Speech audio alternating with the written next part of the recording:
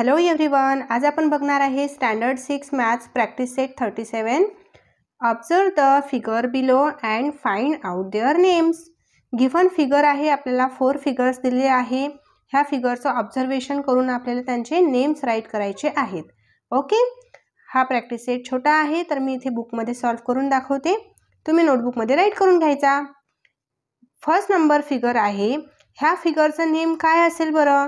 तर ह्या फिगरच्या साईडवरून आपण ह्याचं नेम डिसाईड करणार. ओके, सो साईड किती आहे काउंट करायच्या बघा.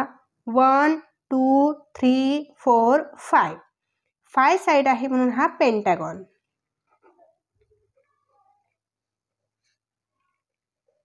Okay, second figure.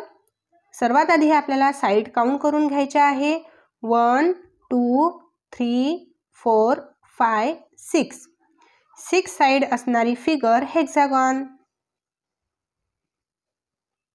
Okay, next third figure आहे.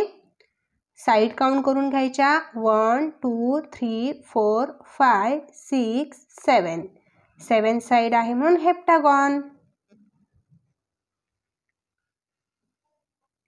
Okay, next fourth figure.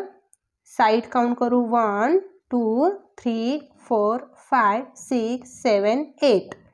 8 side आहे म्हणून ऑक्टागॉन.